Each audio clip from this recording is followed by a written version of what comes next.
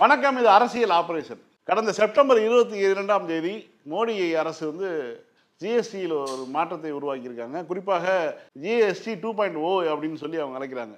அதாவது இதற்கு முன்பாக இருந்த வரி விதிப்பு முறையை மாற்றி புதிய வரிகள், அதாவது நீங்கள் 18 விழுக்காடு ஒரு வரி விதிப்பும் 5 விழுக்காடு ஒரு வரி விதிப்புமாக மாற்றியிருக்கிறோம். இதன் மூலமாக நாட்டு மக்களுக்கு பல லட்சம் கோடி ரூபாய் வந்து நன்மை நடக்க போகுது. வியாபாரிகள் இதனால் வந்து பெரிய அளவில் வந்து லாபம் அடைய போகிறாங்க அப்படின்னு சொல்லியிருக்காங்க. இந்த நிலையில் அந்த அறிவிப்புக்கு பிறகு அவர்கள் வந்து கடைகளாக வந்து பாஜகவை சேர்ந்தவர்கள் போய் வீடியோ எடுத்து போட்டு மக்கள் வந்து ரொம்ப சுபிட்சமாக இருப்பது போலவும் விலைவாசி குறைந்திருப்பது போலமாக ஒரு செய்திகளை பரப்பி வருகிறார்கள்.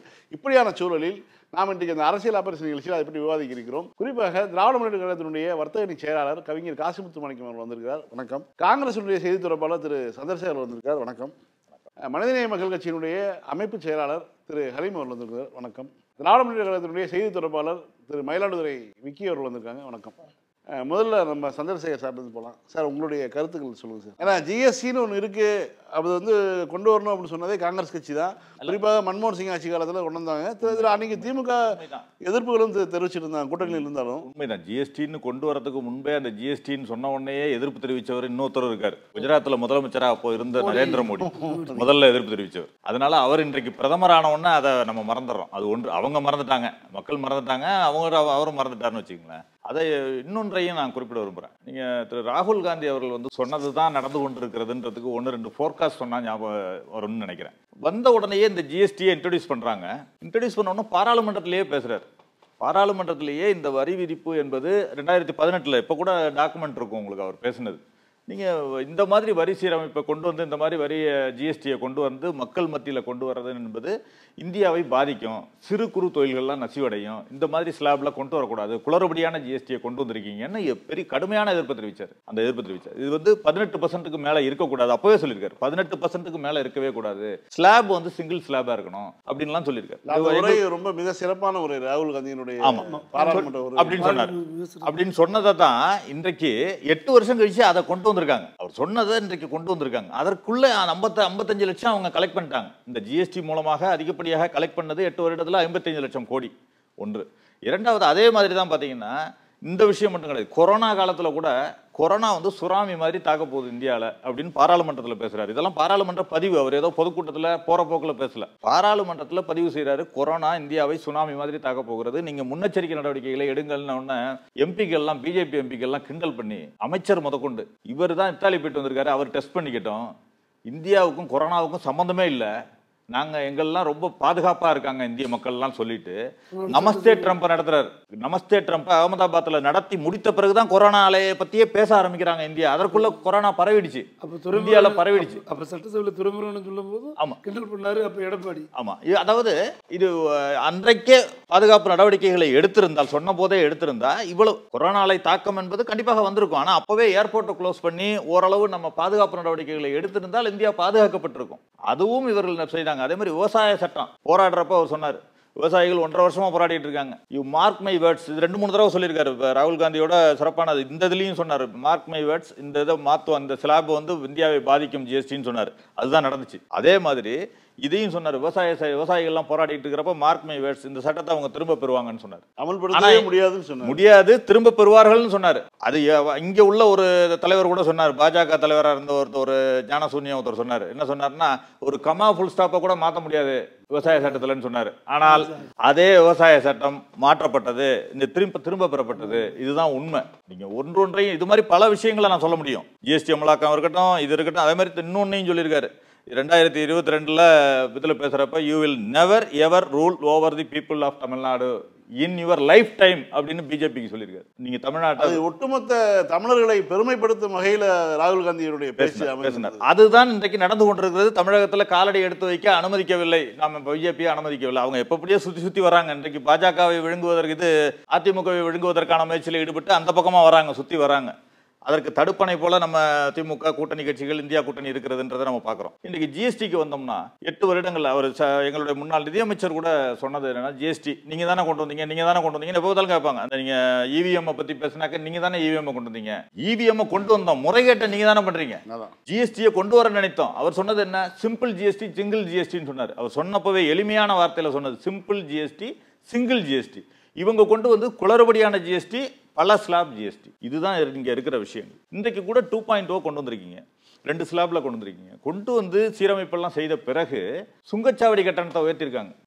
அதுக்கு ஒரு வரைமுறையே இருக்க மாதிரி தெரியல. வாரம் ஏத்துறாங்க, மாதம் ஏத்துறாங்க. நீங்க இதே ஜூலை 1ஆம் தேதி தான் ஏத்திட்டு இருந்தாங்க. ஜிஎஸ்டி கவுன்சிலை பத்தி எல்லாம் கூட சொல்லிட்டு இருந்தாரு. நீங்க இவர்கள் என்ன சொன்னாங்க, முன்பெல்லாம் கோரிக்கை நீங்க கொரோனா காலத்துலன்றதை குறிப்பிட்டீங்க. கொரோனா காலத்துல கூட மருந்துகளுக்கு விலையை குறைங்க, நீங்க வேற எதுக்கும் சொல்லல, மருந்துகளுக்கு விலையை குறைங்க அப்படின்னு சொன்னப்ப குறைக்கல கொரோனா காலத்துல அவர்கள். அதே மாதிரி ஊசி மருந்துகளுக்கெல்லாம் இதெல்லாம் கொரோனாவுக்கான தடுப்பூசியை இலவசமா கொடுக்கணும்னு சொன்னா அதற்கு பணம் இல்லைன்னு சொன்னவங்க விஸ்தாராவை கட்டுறதுக்கு 25,000 கோடி ஒதுக்குனாங்க, சென்ட்ரல் பார்லிமெண்ட்டை கட்டுறதுக்கு 25,000 கோடி ஒதுக்குனாங்க. இதெல்லாம் மக்கள் பார்த்துக்கிட்டு இருக்காங்க. வரிசையா போய் கட்டுமான பணிகளை படுத்துலாம் பார்த்தாரு. அது மாதிரி எல்லாம் நடந்துச்சு. ஆனா உச்சநீதிமன்றம் சொன்ன பிறகுதான் இலவசமா கொடுத்தாங்க. ஆனா அந்த இலவசமா கொடுத்ததை மட்டும் தான் இவங்க ஃபோக்கஸ் பண்ணி பேசிட்டு இருக்காங்க. கொரோனா காலத்திலும் மருந்துகள் எல்லாம் இலவசமாக, கொரோனா தடுப்பூசி இலவசமாக போடப்பட்டது அப்படின்றத தான் இன்றைக்கு ஃபோக்கஸா பேசுறாங்க. இவர்கள் செய்த சாதனைகளை மட்டும் நீங்க இதை கூட சொன்னீங்க, வரியை குறைப்பதற்கு கூட பல காலகட்டங்களில் சொல்லியிருக்கோம். இன்சூரன்ஸுக்கான வரியை குறைங்க, மருந்துகளுக்கு, புற்றுநோய்க்கு மருந்துகளுக்கு கூட விலையை ஜிஎஸ்டியை குறைக்கலங்க. குறைச்சதுக்கு அப்புறம் தான் தெரியுது அட பாவி புற்றுநோய் மருந்துகளுக்கு எல்லாம் இருந்திருக்கிறதே இப்பதான் தெரியும் மக்களுக்கு. இப்படி எல்லாம் பண்ண ஒரு வதைத்த ஜிஎஸ்டியை பண்ணாங்க. நம்ம மதுரை அவர் எம்பி கூட சொல்லியிருந்தாரு, நவராத்திரி பரிசு இது மக்களுக்கு அப்படின்னாரு. அப்படின்னா இதுவரைக்கும் மக்களை சிவராத்திரியில் தூக்கம் இல்லாமல் செய்தது யாருன்னு கேட்டாரு. அது யாரு? அது 8 வருஷமா வதைச்சிருக்கீங்கல்ல, நீங்க மக்களை வதைச்சிருக்கீங்கல்ல. அந்த மாதிரி நம்ம கூட கோரிக்கை வச்சப்பெல்லாம் இவங்க என்ன சொல்லுவாங்கன்னா, இது வந்து ஜிஎஸ்டி கவுன்சிலில் தான் எடுக்கணும், இதுக்கும் மத்திய அரசுக்கும் சம்மந்தம் இல்லை, நீங்கள் தான் ரெப்ரசன்டேஷன் மாநிலங்கள்லாம் இருக்கீங்கல்ல, நீங்கள் அங்கே கோரிக்கையை வச்சு நிறைவேற்றுங்கன்னாங்க. அப்படி என்றால் சுதந்திர தின உரையில் பிரதமர் அறிவிக்கிறார், ஜிஎஸ்டி மக்களுக்கு வந்து தீபாவளி பரிசாக விலை குறைக்கப்படும் அப்படின்ற முடிவு. இதுவரைக்கும் இது வந்து 56வது ஜிஎஸ்டி கவுன்சில். 55 ஜிஎஸ்டி கவுன்சில் எடுத்த முடிவுக்கும் காரணம் யாரு? ஜிஎஸ்டி கவுன்சிலா அல்லது மத்திய அரசா அல்லது மோடியா அப்படிங்கிற கேள்விக்கு பதில் சொல்லணுமா வேண்டாமா? இதுவரைக்கும் எடுத்த முடிவுகள்லாம் நான் காரணம் இல்லை, ஆனா இப்ப வலி குறைப்புக்கு மட்டும் நான் காரணம் அப்படின்றத கிரெடிட் பக்கம் பக்கமா விளம்பரங்கள் வந்து கொண்டிருக்கிறது. இதுல ஒரு பெரிய ஒரு பின்னணி இருக்கிறதா நான் நினைக்கிறேன். 2 விஷயம். ஒன்று வந்து இன்சூரன்ஸுக்கான வரிகள் குறைக்கப்பட்டிருக்கிறது, இல்லவே இல்லை அப்படின்னு சொல்றாங்க. இதுவரைக்கும் இன்சூரன்ஸ்ல ஒரே ஒரு இந்தியன் கவர்மெண்ட் மட்டும்தான் இருந்தது. இன்றைக்கு தனியார் இன்சூரன்ஸில் வந்திருக்கிறார்கள். காலம் பெரிய அளவில் அவங்களுடைய பங்களிப்பு வந்திருக்கிறது. இப்பொழுது இல்லாமல் செய்த பொழுது அவர்கள் பலனடையும் விதத்தில் இந்த இன்சூரன்ஸுக்கான வரி இல்லாமல் செய்யப்பட்டிருக்கிறதுங்கிறதான் பாக்குறோம். நீங்க பாத்தீங்கன்னா இப்ப கூட சமீபத்தில் விளம்பரங்கள் எல்லாம் தனியார் இன்சூரன்ஸ் தான் விளம்பரம் கொடுத்துட்டு இருக்காங்க. அதாவது எல்ஐசியோ அல்லது இந்திய நிறுவனங்களோ கொடுக்கல.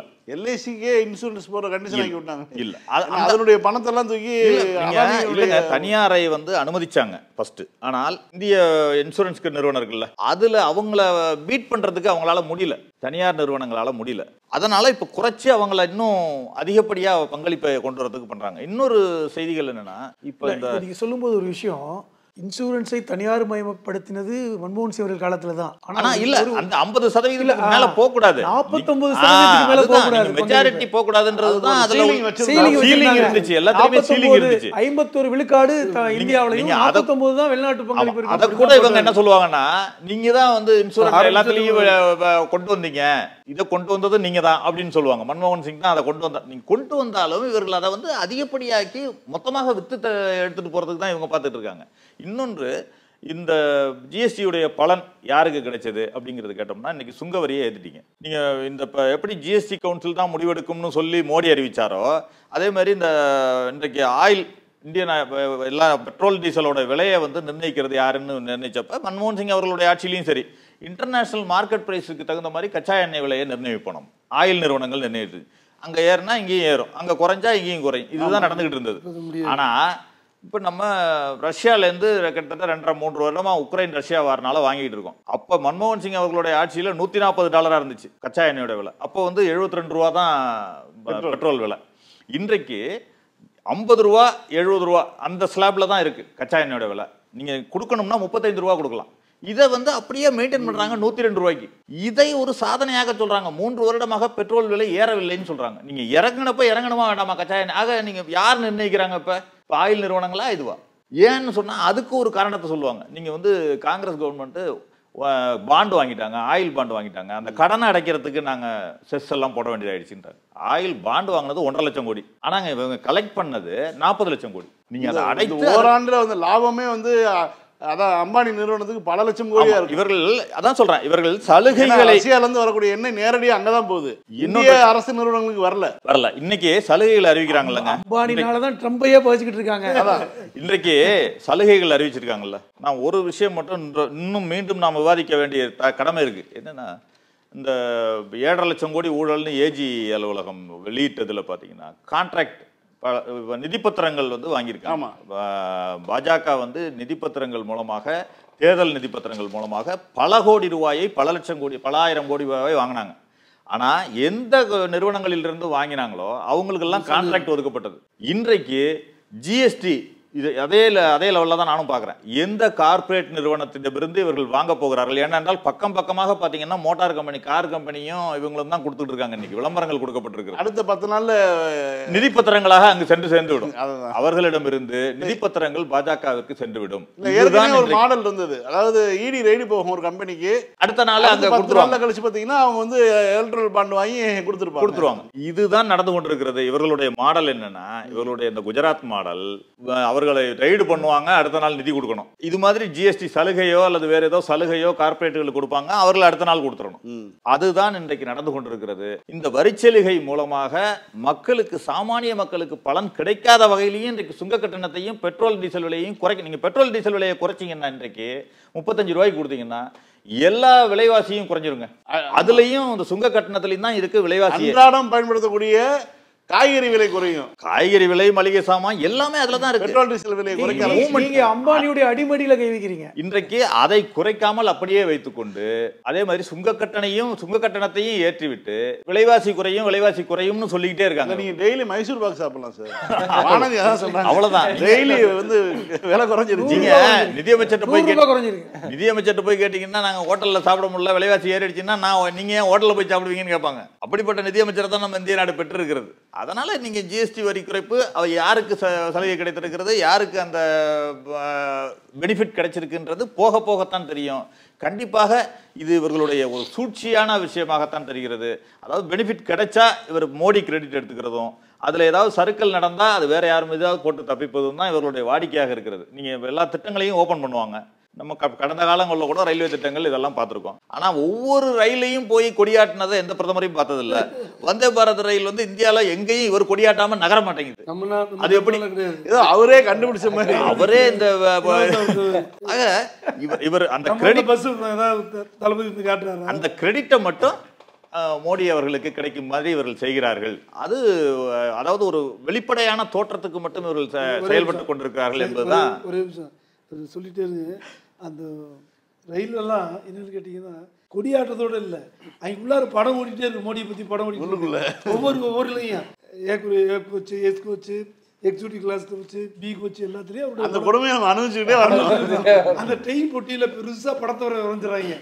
அந்த பெண்கள் போய் கும்பிடுறாங்களா அவர் பார்த்து. சரிங்க, கொடிகாத்த கும்புறன்னு சொல்றீங்க, கொடியாட்டிய கும்புறன்னு சொல்றீங்க. இது என்ன குமரனுக்கு வந்த கொடுமை? அப்படித்தான் நடந்து கொண்டிருக்கிறது. ஒவ்வொரு திட்டங்களையும் செயல்பாடுகளையும் அவர்கள் செய்கின்ற பல மக்களை வதைக்கின்ற பல விஷயங்களை மறைக்கிறதுக்கு இது மாதிரி ஒரு விஷயங்களை முன்னிறுத்துறாங்கன்றதான் நம்ம தொடர்ந்து பார்க்குறோம். அடுத்ததாக மனிதநேய மக்கள் கட்சியினுடைய மாநில அமைப்பு செயலாளர் திரு ஹலீம் அவர்கிட்ட வந்து நம்ம ஆரம்பிக்கலாம். அதாவது செப்டம்பர் 22 இந்த ஜிஎஸ்டி மறுசீரமைப்பு 2.0 சொல்றாங்களே, அது மாதிரி மறுசீரமைப்புக்கு பிறகு பாஜகவை பொறுத்த வரைக்கும் வந்து மிகப்பெரிய ஏதோ மக்களுக்கு நன்மை செய்து விட்டதாக ஒரு இது செஞ்சுட்டு இருக்காங்க. கடைக்கு போறது, அங்கே போய் வந்து விலை குறைஞ்சிருச்சான்னு சொல்றது, விலை குறையிலன்னு ஏன் குறைக்கலன்னு கேட்கறது, இது மாதிரியான விஷயங்கள் நடந்துட்டு இருக்கு. உண்மையில் இதனால நடந்திருக்கக்கூடிய மாற்றம் என்ன? நீங்கள் இந்த சாட்டையில் அடிச்சுக்கிட்டு கதையை பார்த்துருப்பீங்களா? நான் சாட்டையில் அடிச்சோன்னு நீ யாரையும் நினச்சிடக்கூடாது. உங்களுக்கு ஒரு நாளைக்கு 10 சாட்டை அடி கொடுக்குறேன், அப்புறம் பல வருஷமாக கொடுத்துட்டு ஒரு நாள் நான் வந்து தினமும் 10 சாட்டை அடி குடித்தேன், இன்னையிலேருந்து நான் ஒரு 3 சாட்டை அடியை குறைச்சிக்கிறேன், இனி உனக்கு வலி குறையும் அப்படின்னு சொன்னால் எப்படியோ அப்படித்தான் இன்றைக்கி ஜிஎஸ்டியை வந்து நாங்கள் மறுபரிசீலனை பண்ணியிருக்கோம், அதில் சீரமைப்பு செஞ்சுருக்கோம் அப்படின்னு சொல்லுவது. நீ சொன்னீங்க இவங்க எப்படி ஜிஎஸ்டி கொண்டு வந்தாங்க, நமக்கு நல்லா தெரியும். பன்னுக்கு ஒரு ஜிஎஸ்டி போடுவாங்க, அதுக்கு மேலே வைக்கிற க்ரீமுக்கு ஒரு ஜிஎஸ்டி போடுவாங்க. கடைக்காரங்களே குழம்பி போய் கேட்டால் மன்னிப்பு கேட்க வேற சொல்லுவாங்க. அதுதான் அதான் எப்படின்னா, பில்லு போடும்போதே பன்னு ஒரு பொருள் வாங்கினா பன்னுக்கு ஒரு ஜிஎஸ்டி போட்டு ஒரு விலை இருக்கும், க்ரீமுக்கு இருக்கும், வாங்கினது ஒரு பொருள் தான் இருக்கும். இப்படித்தான் இவங்க இன்னைக்கு நீங்கள் கூட சொன்னீங்க, பேசும்போது சொன்னீங்க, நாங்கள் வந்து பாருங்கள் எவ்வளோ பெரிய ஒரு சீரமைப்பை செஞ்சுருக்கோன்னு. முன்னாள் ஆளுநர்லாம் போய் இருந்துக்கிட்டு இனி வந்து 1,00,000 ரூபா மாத வருமானம் பெற்றவர்களுக்கு வருடத்திற்கு 50,000 மிச்சப்படுத்தலாம் அப்படின்றாங்க. நான் என்ன கேட்குறேன், 8 வருஷமா அப்போ 4 லட்ச ரூபாய் நீங்கள் அவன்கிட்ட கொள்ளையடிச்சிருக்கீங்களே, அந்த 4 லட்ச ரூபாயில் வங்கியில் போட்டால் ஒரு 7% இன்ட்ரெஸ்ட் போட்டால் கூட ஒரு 2 லட்சத்தி சொச்சம் வருமே. அப்போ நீங்கள் இந்த 6 லட்சத்தி சொச்சத்தை எப்போ திருப்பி கொடுக்க போகிறீங்க? இதுதானே நியாயமாக இருக்க முடியும். அது கொடுக்கல. அதை விட கொடுமை இந்த அதே பேக்கரியில் போய் வானதி சீனிவாசன், இங்கே பாருங்கள், நேற்று நீங்கள் வந்து 1 கிலோ மைசூர் பாகு வந்து 600 ரூபாய்க்கு வாங்கினீங்க, இப்போ பாருங்கள் 450 ரூபாய்க்கு வாங்குறீங்க. ஏங்க நேற்று 1 கிலோ மைசூர் பாகு வாங்கினோம்னா இன்றைக்கி வந்து வாங்க போகிறான் அப்படி பேசுகிறது. உங்களுக்கு இந்த வருஷம் தீபாவளிக்கு 2 சேலை இலவசமாக எடுக்கலாங்க, அந்தளவுக்கு மிச்சம். எங்க நீங்களே எல்லாத்தையும் கொடுத்துட்டு நீங்களே கஷ்டத்தை கொடுத்துட்டு நாங்களே சரி பண்ணுறோமா? இது எந்த மாதிரியான ஒரு போக்கு இருக்குன்னா, ஜிஎஸ்டி என்பதை கொண்டு வந்தது ஆரம்பத்தில் காங்கிரஸ் தான். அதை தான் நினச்சாங்க. மன்மோகன் சிங் அவர்கள் காலத்தில் சொல்லப்போனால் வந்து ஜிஎஸ்டியை கொண்டு வர வேணும், சொல்லப்போனால் மறைமுக வரிகளை எடுத்துவிட்டு நேரடியான ஒரு வரி சீரமைப்பை செய்ய வேண்டும் என்று நினைத்தவர் அன்றைய பிரதமர் மன்மோகன் சிங் அவர்கள். இன்னும் சொல்லப்போனால் இந்த ஜிஎஸ்டி அமுல்படுத்தினாங்க. நம்ம சுதந்திரத்தை தான் நடுராத்திரியில் வாங்குவோம், இவங்க நடுராத்திரியில் தான் வரியை எல்லாத்தையும் அறிமுகப்படுத்துவாங்க. ஜூலை 1ஆம் தேதி நினைக்கிறேன் 2017 மிட் நைட்டில் அறிமுகப்படுத்துவாங்க. எப்பவுமே ஆப்போசிட்டாக தான் இருப்பாங்க. அப்படி அறிமுகப்படுத்திய ஜிஎஸ்டிக்கு வந்து அப்பொழுது பிரதமராக இருந்தவர் என்ன சொன்னார்னா, ஒரு பெரிய மறுமலர்ச்சி, இது பெரிய ரெவல்யூஷன் அப்படின்னாரு. மன்மோகன் சிங் அவர்கள் பதில் கொடுத்ததுக்கெல்லாம் அதெல்லாம் முடியாது, நீங்க பாருங்க எப்படி மாற்ற போகுது. அப்போ வந்து மன்மோகன் சிங் வந்து கடுமையா எதிர்த்தாரு. என்ன எதிர்த்தாரு? ஜிஎஸ்டி இது இல்ல, எப்பா நான் சொன்னது இது இல்ல, இது இப்படி நீங்க கொண்டு வந்தீங்கன்னா வந்து விலைவாசி ஏறிடும், மக்கள் கஷ்டப்படுவாங்க, சொன்னது நடந்துச்சா? இன்னைக்கு உணர்றாங்க 8 வருஷத்துக்கு அப்புறம். கிட்டத்தட்ட 8 வருஷத்தில் 80 லட்சம் கோடியை நீங்க வசூல் பண்ணிருக்கீங்க. ஆவரேஜா மாசம் 1 லட்சம் வச்சா கூட 80 லட்சம் கோடி. இன்னைக்கு பிரதமர் மோடி சொல்றாரு, இனிமே வருடத்திற்கு இந்திய மக்கள் 2.5 லட்சம் கோடியை மிச்சப்படுத்தலாம். அப்ப 2 லட்சம் கோடியை மிச்சப்படுத்தலாம்னா அப்ப நீங்க கிட்டத்தட்ட 20 லட்சம் கோடியை வந்து கொள்ளையடிச்சிருக்கீங்க 8 வருஷத்துல. அப்ப நீங்களே ஒத்துக்கிறீங்க. அப்ப கொள்ளையடிச்சு கசக்கி புழிஞ்சு எல்லாம் எடுத்ததுக்கப்புறம் இனி உனக்கு ஒன்றும் இல்லையா, இனி ஐசியூவில் இருக்க வேண்டாம், நார்மல் வார்டுக்கு மாற்றிடலாம். அதானே, இது வரைக்கும் 8 வருஷம் ஐசியூவில் இருந்துட்டீங்க, இப்போ நார்மல் வார்டுக்கு மாற்றலாம், இனி உங்களுக்கு எல்லாம் சுகம்தான் அப்படின்னு ஒரு டாக்டர் எப்படி சொல்லுவாரோ அப்படி தான் நீங்கள் சொல்கிறீங்க. நான் என்ன கேட்குறேன்னா, இப்போ நீங்கள் வந்து இப்படிப்பட்ட ஒரு விஷயத்தை தெரிந்து கொள்வதற்கே நீங்கள் எத்தனை வருஷம் ஆச்சு? நிர்மலா சீதாராமன் கோயம்புத்தூருக்கு வந்தாங்க, ஒரு சாதாரண பேக்கரி கடைக்காரர் அவர் கிளாஸ் எடுக்கிறாங்க. மேடம் இப்படி தான் மேடம் நிலைமை, இதுதான் பிரச்சனை, இது நீங்கள் வந்து சரி பண்ணி கொடுங்க. இது ஒரு சராசரியாக இருக்கின்ற ஒரு வியாபாரி, ஒரு ஆண்டர்பிரனருக்கு இருக்கக்கூடிய அறிவு. இன்னைக்கு ஒரு நிதியமைச்சராக இருக்கக்கூடிய, இந்தியாவை கிட்டத்தட்ட 140 கோடி மக்களுடைய நிதியமைச்சராக இருக்கக்கூடிய உங்களுக்கு இந்த ஸ்லாப்ல இருக்கிற பிரச்சனை தெரியாதா? இந்த விஷயம் புரியாதா? திரு மன்மோகன் சிங் அவர்கள் ஒரு விஷயத்தை சொல்லுவாங்க, எப்பொழுதுமே நேரடியான வரியை மக்களின் மீது திணிக்கக்கூடாது, அது மறைமுக வரி தான் இருக்கணும். நேரடியான வரி யார்கிட்ட இருக்கணும்னா கார்ப்பரேட் நிறுவனங்கள் மீது தான் இருக்கணும், பெரும் பணக்காரர்கள்ட்ட தான் நேரடி வரி இருக்கணும். சாதாரண சாமானிய மக்கள்கிட்ட போய் நீங்கள் நேரடி வரி வசூல் என்பது கூடாது. ஆனால் நீங்கள் என்ன பண்ணுறீங்க, நேரடி வசூல் சாமானிய மக்கள்கிட்ட போட்டு புளிஞ்சிருக்கிறீங்க. அதே பெட்ரோல் டீசலை நீங்கள் இதுக்குள்ளே கொண்டு வரல, மதுபானங்களை கொண்டு வரல, ஏன்னா அதை கொண்டு வர முடியாது. இப்போ இந்த விஷயத்துக்கெல்லாம் நீங்கள் எப்படி போகிறீங்க? இப்போ இன்றைக்கி சொல்கிறீங்க நாங்கள் 12% கொடுத்தாலும் 5% ஆக்கிட்டோம், 90 ஒரு பொருட்களுக்கு 90 விழுக்காடுக்கு மேலே இன்றைக்கி வந்து குறைந்து விட்டது.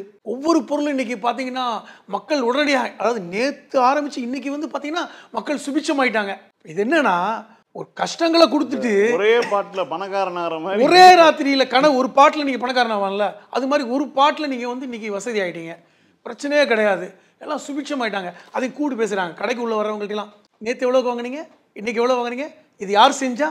பிரதமர் மோடி, அவருக்கு ஒரு வாழ்த்து சொல்லுங்கள். இது என்னையா நடக்குது, என்ன நடக்குதுன்னு கேட்குறேன். அப்போ இதுதான் ஒரு சமூக அந்த இதா என்ன சொல்கிறது, இதுதான் நீங்கள் வந்து அந்த வரி சீரமைப்பு உள்ள விஷயமா அப்படின்னு கேட்குறேன். அப்போ மொத்தத்தில் ஜிஎஸ்டி என்பதை நீங்கள் மக்களிடம் போட்டு கசக்கி புழிஞ்சிருக்கீங்கிறது நீங்களே உங்கள் வாயால் ஒத்துக்கிறீங்களா? நீங்களே ஒத்துக்கிட்டீங்க. அதான் சொல்கிறேன். இன்னொரு கொடுமை என்னென்னா, ஜிஎஸ்டி கொண்டு வந்த புதுசில் எதுக்கெல்லாம் வரி கொடுத்தாங்க? ஒரு இன்சூரன்ஸ் பாலிசிக்கு 18% கொடுத்தாங்க. எவ்வளோ பெரிய கொடுமை. முன்னாடியாவது வாட் இருந்தது, மற்ற போன்ற வரிகள் இருந்தது. அப்பொழுது கூட கோதுமைக்கு வரி 2.5% தான், ஜிஎஸ்டி போட்டதுக்கு ஒரு 5% ஆக்குனாங்க. அப்போ ஜிஎஸ்டி கொண்டு வந்ததுனால் நாங்கள் ஒரே வரியை கொண்டு வந்துட்டோம். அவங்களுக்கு என்ன தெரியுமாங்க, ஒரே இந்தியா ஒரே வரிக்கு வரணும், அதில் நீங்கள் அடாப்ட் ஆகிறதுக்கு என்னெல்லாம் பண்ண முடியுமோ பண்ணாங்க. அதை விட இன்னொரு முக்கியமான விஷயத்தை நாங்கள் சொல்கிறேன், ஜிஎஸ்டி கவுன்சில். ஜிஎஸ்டி கவுன்சிலுக்கு ஒவ்வொரு மாநிலத்திலையும் பிரதிநிதித்துவம் இருக்காங்க. இன்னைக்கு கிட்டத்தட்ட ஒரு 28 + 3 யூனியன் டெரிட்டரி 31 பிரதிநிதித்துவம் இருக்காங்க. ஒன்றிய அரசாங்கத்துக்கு நிதியமைச்சரும் நிதித்துறை செயலாளர் இருப்பாங்க. எப்படி கொடுத்துருக்காங்க பாருங்க, இதை நீங்கள் புரிஞ்சுக்கணும். இது எப்படிப்பட்ட சூழ்ச்சி. வெயிட்டேஜ் கொடுத்துருக்காங்க. 2 பேர் இருக்கின்ற, அதாவது 33 பேர் இருக்கின்ற உறுப்பினர்கள் கொண்ட ஜிஎஸ்டி கவுன்சிலில் ஒன்றிய நிதியமைச்சருக்கும் ஒன்றிய நிதி செயலாளருக்கும் 34 விழுக்காடு வெயிட்டேஜ். இவங்க எல்லாத்துக்கும் சேர்த்து 64 விழுக்காடு. அதாவது ஒரு விஷயத்தை நீங்கள் வந்து அதை சட்டத்தை கொண்டு வர வேண்டும் என்றால் 75 விழுக்காடு வெயிட்டேஜ் வேணும். அப்போ என்னன்னா ஒன்றிய அரசாங்கம் சப்போர்ட் பண்ணாமல் எந்த இதையும் கொண்டு வர முடியாது. இப்போ நீங்கள் நினைக்கலாம் 31 பேருடைய பங்களிப்பு தானே இருக்குது, ஒன்றிய அரசில் 2 பேர் தானே உட்காந்துருக்காங்க. கிடையாது. பாஜக ஆளுகின்ற மாநிலங்களில் ஒரு சிலர் நினச்சி ஒன்றிய அரசாங்கம் ஒப்புக்கொண்டாலே ஒரு சட்டத்தை கொண்டு வந்துட முடியும். அப்போ அதே போன்று இந்த 2 பேரை தவிர்த்து மற்ற எல்லோரும் சேர்ந்து ஒரு விஷயத்தை கொண்டு வந்தால் கூட ஒரு விஷயத்தை நீங்கள் மறுமலர்ச்சியை கொண்டு வர முடியாது. இப்படிப்பட்ட ஒரு எக்குத்தப்பான ஒரு சிஸ்டத்தை இந்த ஜிஎன்சி கவுன்சிலில் வச்சதை நம்ம பார்க்கணும். எதுக்கு சொல்ல வரேன்னா, இது ஒட்டுமொத்தமாக மக்களுக்கு ஒரு எதிரான ஒரு தான். நீங்கள் உலகத்தில் 195 நாங்கள் வந்து 4 ஸ்லாப் இருந்தது, அதை 2ஆக மாற்றி இருக்கிறோம். கூடுதலான சில விஷயங்களுக்கு வந்து அதீத வரியை போட்டிருக்கோம். அப்படிங்கும்போது மக்களுக்கு பயன் தானே. என்ன கேட்குறேன், அதான் திருப்பி அதுதானே சொல்கிறாங்க. எங்க 4 ஸ்லாபை 2 ஸ்லாபாக மாற்றுறதுக்கு 8 வருஷமானு கேட்குறேன். நீங்கள் 4 ஸ்லாபை அது ஏற்கனவே பலரும் சொல்லிட்டாங்க. எப்பா 4 ஸ்லாப் போட்டிருக்கீங்க. திருப்பூரில் வந்து துணி ஏற்றுமதி பார்த்தீங்கன்னா ஒரு சில துணிகள் 5 விழுக்காடு, பெரும்பாலான இந்த 1000 ரூபாய்க்கு மேலே போச்சுன்னா 12 விழுக்காடு. அவன் ஏற்கனவே கொதிச்சு போயிருக்கான். ஏற்கனவே இந்த அமெரிக்கா பிரச்சனைனால இந்த ஏற்றுமதி தங்கி போய் 4000 கோடி மதிப்புள்ள பொருட்கள் தங்கி போயிடுச்சுன்னு சொல்கிறாங்க. அப்போ அங்கே இன்னொன்று சொல்ல போனால் இப்போ இந்தியாவிலே அதிகமான ஏற்றுமதி பார்த்தீங்கன்னா துணி வந்து நம்ம தமிழ்நாடு தான், திருப்பூர் தான். அப்போ அங்கே கை வச்சிங்க. இன்றைக்கி அங்கே வந்து இப்போ 8 வருஷமாக அவன் போராடிட்டு இருந்தான். அப்போ இந்த மாதிரி ஒரு வரி சீரமைப்பு செய்யணும்னு, அதெல்லாம் காதில் விடுது இல்லையா? உங்களுக்கு இந்த 2 ஸ்லாபை மாற்றுறதுக்கே வந்து 8 வருஷம் ஆச்சா? நான் என்ன சொல்கிறேன், 80 லட்சம் கோடி நீங்கள் வந்து எடுத்திருக்கீங்க. இந்த பணம் கலெக்ட் பண்ணுற வரைக்கும் நீங்கள் வெயிட் பண்ணியிருக்கீங்க. நீங்கள் வந்து தொழிலாளர்களை குறிப்பாக சொல்ல போனால் கொரோனா காலத்தில் கூட கவலைப்படலைங்க. நீங்கள் கவலைப்படாமல் அவங்க கொரோனா காலத்திலேயே ஏகப்பட்ட விஷயம் பண்ணாங்க. அதை இஎம்ஐ கட்டுறவனுக்குலாம் நீங்கள் கட்ட வேணாம்னு சொன்னாங்க தெரியுமா? 6 மாதம் கட்ட வேணான்னு. அதுக்கப்புறம் பார்த்தீங்கன்னா கூடுதலாக ஒரு 4 டியூ கட்ட சொன்னாங்க. எப்படிப்பட்ட ஒரு இது உங்களுக்கு 6 மாதம் நீங்கள் கட்டவே வேணாம்னு சொன்னாங்க, மெமரண்டம் கொடுத்தானுங்க. ஆனால் 4 கொரோனாலாம் முடிஞ்சதுக்கப்புறம் பார்த்தீங்கன்னா எல்லாருக்கும் இஎம்ஐயோட எண்ணிக்கை கூடியிருக்கும். இப்போ இது எல்லாமே இவர்கள் செய்வதெல்லாம் சொல்வது ஒன்று செய்வது ஒன்று, மாற்றுக்கிறது இல்லை. அதே மாதிரி தான். அப்போ இந்த ஜிஎஸ்டி மூலமாக மக்களில் குறிப்பாக சாமானிய மக்கள், சிறு குறு தொழில் செய்யக்கூடியவர்கள், இவர்களை ஒழிக்கணும். இதாங்க நோக்கம். அதை ஒழிச்சாங்க. பெரிய கார்பரேட்டர்களுக்கு வந்து பிரச்சனை இல்லைங்க. எல்லாமே இந்த சிறு குறு தொழிலை சார்ந்தவர்களுக்கு தான் இன்னைக்கு பெரிய அளவில் முடக்கம். அது நடந்திருக்கிறது. கிட்டத்தட்ட பிரதமர் மோடியே வாக்குமூலம் கொடுத்திருக்கிறார். 2.5 லட்சம் கோடி நாங்கள் இந்த சீரமைப்பால் மக்களுக்கு நன்மைன்னு. இப்போ 2.5 லட்சம் கோடி வருஷத்துக்கு நன்மை என்றால் இதுவரை 8 வருடமாக 20 லட்சம் கோடியை நீங்கள் சுருட்டி இருக்கிறீர்கள். இதை நீங்கள் திருப்பி கொடுக்க வேணாமா? ஏற்கனவே 15 லட்சம் ரூபாய் நீங்கள் போடுறேன்னு சொன்னால்தான் அதையாவது நீங்கள் அதை நீங்கள் சொல்லிட்டு இப்போ நாங்கள் போடலை அப்படி இப்படி நீங்கள் அதனால தெரியல, உங்களுக்கு ஹிந்தி தெரியாதனால அந்த விஷயம் உங்களுக்கு புரியல. பட்டவர்த்தனமாக நீங்கள் தான் சொல்கிறீங்களே. தமிழிசை சில என்ன சொல்கிறாங்கன்னா வருடத்திற்கு 50,000 நீங்கள் வந்து வங்கியில் சேமிக்கலாம் அப்படின்றாங்களே. அப்போ 8 வருஷமா உள்ள காசை எப்போ கொடுக்க போறீங்கன்னு கேட்டால் என்ன பதில் இல்லையே. அதான முக்கியமானது. அப்போ இப்படிப்பட்ட ஒரு நிலையை உருவாக்கி அவர்களே கஷ்டத்தை கொடுப்பாங்களாம், அப்புறம் அவங்களே கஷ்டத்தை கொஞ்சம் குறைப்பாங்களாம். அதானே, கஷ்டத்தை கொடுத்துட்டு குறைப்பாங்களாம். அதாவது உங்களுக்கு நன்மை செய்யறது இல்லை, உங்களுக்கு கஷ்டத்தை கொடுத்துட்டு குறைச்சா அப்பா எனக்கு இப்போ ரிலீஃப் ஆயிடுச்சு, புத்துணர்ச்சி, மோடி வாழ்க, அதெல்லாம் சொல்ல வைக்கிறாங்க. வெளியே வந்து மைக்கை கொடுத்து இந்த மாற்றம் எதனால் ஏற்பட்டது, மோடி ஆட்சியில் வாழ்க என்று சொல்லுங்கன்னு வாழ்த்து சொல்றாங்க. இப்போ இது எவ்வளவு பெரிய ஒரு கோமாளித்தனம். சவுக்கடியின் எண்ணிக்கையை குறைச்சிருக்காங்க. சவுக்கடியின் எண்ணிக்கையை குறைச்சிருக்காங்க. 10 சவுக்கடி கொடுத்த இடத்துல இன்னைக்கு 4 சவுக்கடியை குறைச்சு இனிமே உனக்கு 4 சவுக்கடி தான், அந்த ஸ்லாபை குறைச்சிட்டோம். இப்போ வலி குறைஞ்சிருக்கா? வலி குறைஞ்சிருக்கு. மோடி வாழ்க. இதுதாங்க நடந்துட்டு இருக்கு. இதுதான் ஜிஎஸ்டியுடைய பெரிய சீரமைப்பு அப்படின்னு சொல்றாங்க. இந்த சாமானிய மக்களுக்கு புரிகிற மாதிரி இப்படிதான் நம்ம சொல்ல வேண்டியது. அடுத்ததாக மயிலாடுதுறை விக்கி நீங்க சொல்லுங்க. அதாவது பாஜகவினுடைய அஃபீஷியலான ஒரு இதில் ட்விட்டர் அக்கௌண்ட்டில் வந்து ஒரு கார்ட்டூன் போட்டிருந்தாங்க. நீங்கள் பார்த்துருப்பீங்கன்னு நினைக்கிறேன். ஒரு பேஷண்ட் வந்து ரொம்ப சீரியஸான கண்டிஷனில் ஒரு ஐசியூவில் இருக்கார். ஒரு ஆக்சிஜன் சிலிண்டர் இருக்குது, அதில் 5%, இன்சூரன்ஸ்ன்னு ஒன்று தனியாக இருக்குது, அதுக்கு வந்து 0% சொல்லி போட்டு ஒரு விளம்பரம் போட்டிருந்தாங்க. நர்ஸு வந்து நிர்மலா சீதாராமன், டாக்டர் வந்து மோடி. இது வந்து நம்ம வேற யாரும் வந்து கழிச்சுக்கிற வரையில் அவங்கள கலாச்சிக்கிறாங்க. அது என்னன்னா 8 ஆண்டுகளாக இந்த ஜிஎஸ்டி அமல்படுத்தப்பட்டு மக்களுடைய ரத்தத்தை உறிஞ்சினது பாஜக. இப்போ உறிஞ்சிட்டு உனக்கு நானே வந்து ஆஸ்பத்திரியில் இன்னைக்கு எல்லாத்தையும் குறைச்சிட்டேன் பார்த்தியான்னு தன்னைத்தானே கலாச்சிக்கிறது. உலகத்தில் எந்த ஒரு அரசியல் கட்சி இவ்வளோ மோசமாக இருக்க மாட்டாங்க. ஏன்னா அந்த அளவுக்கு அடிப்படை அரசியல் அறிவற்ற ஒரு கூட்டம் தான் இவங்களோட அரசியல். இப்போ நீங்கள் நான் ஜிஎஸ்டியை குறைச்சிட்டேன், 2 லட்சம் கோடி மக்கள் பயன்படுறாங்க. 2 லட்சம் கோடினா தமிழ்நாடு மொத்தம் இந்தியாவில் 139 கோடி 140 கோடி மக்கள் இருக்காங்க. 2 லட்சம் கோடி டிவைட் பண்ணுங்க.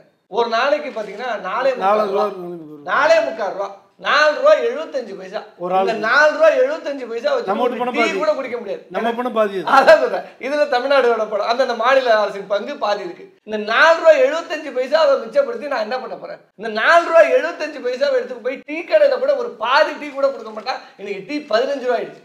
₹10 இருந்த டீ இன்னைக்கு ₹15. இப்ப மோடி யாரை ஏமாத்துறாரு? இந்த ₹4.25 நான் உங்களுக்கு சேமிச்சு கொடுத்துருக்கிறேன் பார், நான் அபாரமான ஒரு பிரதமர், வரலாற்றில் என்ன மாதிரி ஒரு பிரதமர் இல்லைங்கிற ஒரு தனம் இருக்குல்ல, எவ்வளவு ஒரு மோசமான தனம். இந்த ₹4.25 பெருமை பெற்றுறதுக்கு இது ஒரு ஆட்சியா? நான் அதான் கேட்கிறேன். அப்ப அடிப்படை அரசியல் அறிவே இல்லை. தங்க பிஸ்கட்டுக்கு வரி குறைப்பு, மக்கள் திங்கிற அன்றாட பிஸ்கட்டுக்கு வரி போட்டீங்க. அப்ப இது என்ன மக்கள் பயன்படுத்தாத காஸ்ட்லி காசு, அதாவது லக்ஸுரி செக்மெண்ட்ஸ், BMW, ஆடி இந்த மாதிரி காஸ்ட்லி காருக்கு 4%, டிராக்டர் வாங்கினா 20%. விவசாயத்துக்கு அப்ப விவசாயத்துக்கு நான் விவசாயிகள் பயன்படுத்துகிற பொருட்களுக்கு எல்லாம் நீங்க விகிதம் அதிகம். ஆனால் லக்ஸுரி செக்மெண்ட் பணக்காரர்கள், அது பணக்காரர்கள் மிகப்பெரும் பணக்காரர்கள் பயன்படுத்தக்கூடிய வாங்கக்கூடிய கார்களுக்கு 4% வரி. இது என்ன மாதிரியான ஒரு நிலை? அப்ப இதுதான் சொல்றப்ப நான் 8 ஆண்டுகள்ல நீங்க இவ்வளவு தூரம் ஏமாத்திருக்கீங்களே 50 லட்சம் கோடிங்கிறத. அப்ப மக்களோட ரத்தத்தை தானே குடிச்சிருக்கீங்க. இப்ப இந்த பணம் யாருக்கு போச்சு? அப்ப தனி பெரும் முதலாளிகளுக்கு, கார்பரேட்டுகளுக்கு ஆதரவாக இதெல்லாம் செஞ்சீங்க. சரி, இப்ப நான் குடிச்சிட்டேன். நிர்மலா சீதாராமன் ஒரு பேக்கரியா இது நம்ம அக்கா வானதி அக்கா தனலாபம்னு போட்டு கட்சி ஆஃபீஸ்ல திறந்து வச்சுட்டு தனலாபத்துக்காக இன்னைக்கு வந்து ஒரு பேக்கரியா ஏறி இறங்கி மைசூர் பாக்கு குறைஞ்சிட்டா, அல்வா குறைஞ்சிட்டா, லட்டு குறைஞ்சிட்டாங்கிறாங்க. நான் டெய்லி மைசூர் பாக்கு திங்கிறது இல்லக்கா, நான் இட்லி தோசை சாப்பிட்றேன். அப்ப இட்லி தோசைக்கு என்ன போடு? அப்ப நானே இருக்கிறேன், வட இந்தியர்கள் திங்கிற மைசூர் பாக்கு உனக்கு விலை குறைஞ்சிட்டுன்னு வானதி அக்காவுக்கு தெரியுது. நான் டெய்லி இட்லி சாம்பாருக்கு காய்கறி வாங்கினக்கா, அந்த காய்கறிக்கு வரி குறைக்கலையாக்கா என்னன்னு கேட்டா பதில் இல்லை. நம்ம இதை போய் நிர்மலா சீதாராமன் கேட்க முடியாது. ஏன்னா நான் வெங்காயம் பூண்டு சாப்பிட்றது இல்லைங்க அப்படின்றாங்க. ஏன்னா இந்திய மக்கள் என்ன சாப்பிட்றாங்கன்னு கூட இல்லை, நாங்க இதை சாப்பிட்றதில்ல, அதனால இந்திய மக்கள் சாப்பிடக்கூடாது. இதுதான் பாஜகவோட.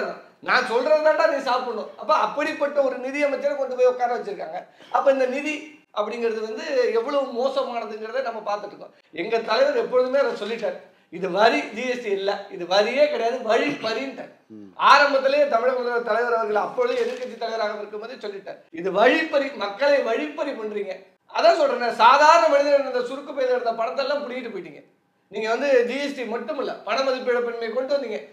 கமரா தேஷ், கருப்பு பணம் எல்லாம் ஒழிஞ்சிடுங்க, நான் எல்லாம் சுவிஸ் பேங்க்ல இருக்கிற பணத்தெல்லாம் எடுத்து வந்து இந்தியா வல்லரசு ஆக்கிடுவாங்க. அப்போ ஒரு இது கூட சொன்னாரு, அதாவது 50 நாள் டைம் கொடுங்க, இல்லாட்டினா என்னை வந்து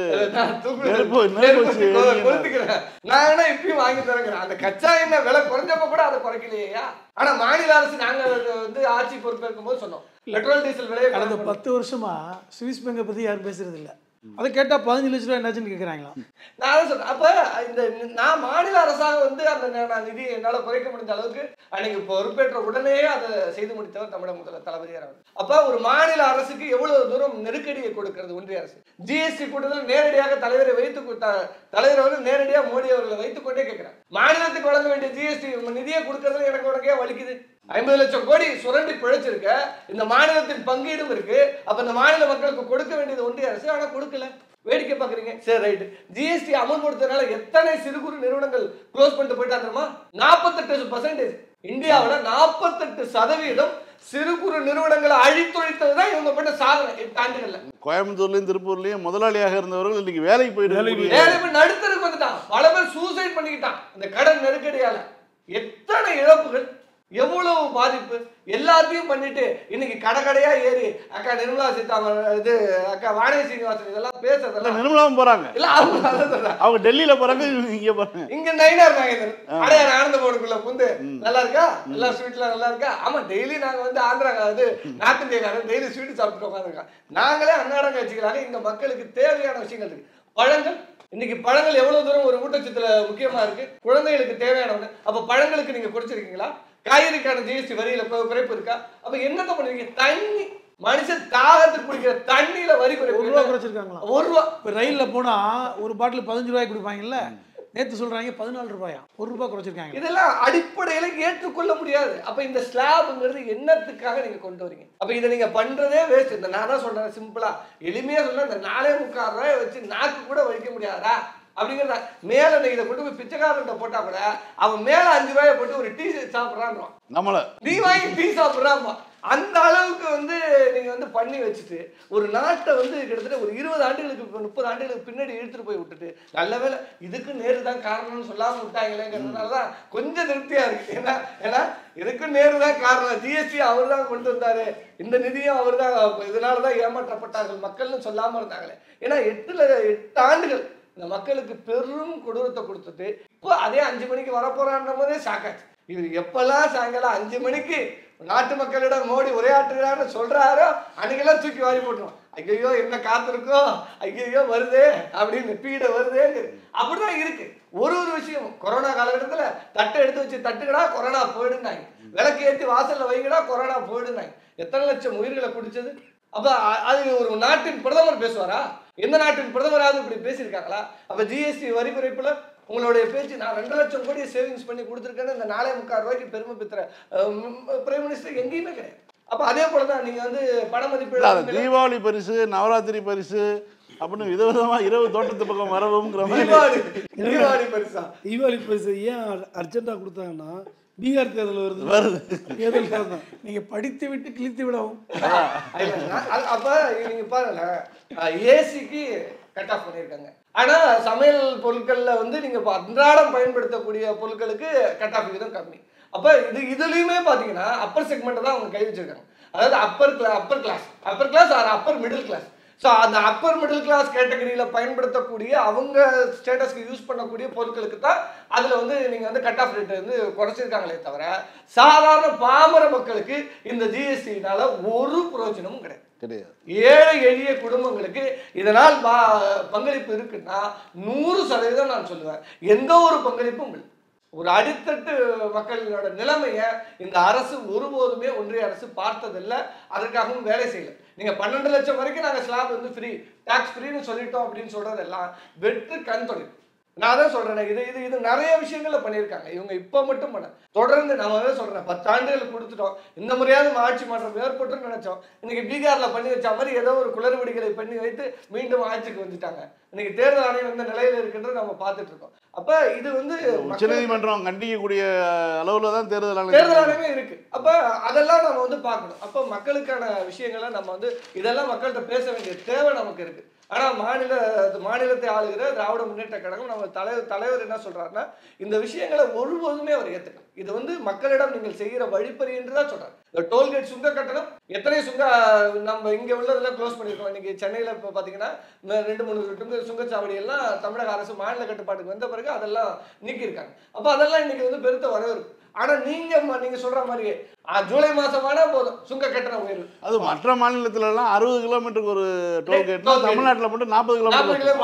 பாஜக ஆளாத மாநிலங்களில் தான், இந்தியாவிலே தமிழ்நாட்டில் தான் அதிக டோல்கேட். பாஜக ஆளாத மாநிலங்களில் தான் அதிக டோல்கேட் இருக்குன்னு சொல்றாங்க. எண்ணிக்கை பார்க்கும்போது அது தமிழ்நாடு தான் ரொம்ப தமிழ்நாடு அதிகம். இல்ல அதற்கான பராமரிப்பு அவர்கள் செய்கிறார்களா? இல்ல நீங்க அதற்கான பராமரிப்பு அந்த டோல்கேட் அந்த 40 கிலோமீட்டர் சர்க்கம்ஃபரன்ஸ் வச்சிருக்கேன், அந்த 40 கிலோமீட்டருக்கான பாதுகாப்பு அம்சங்கள் அந்த சாலை மேம்படுத்தப்பட்டிருக்கா? எதுவுமே கிடையாது.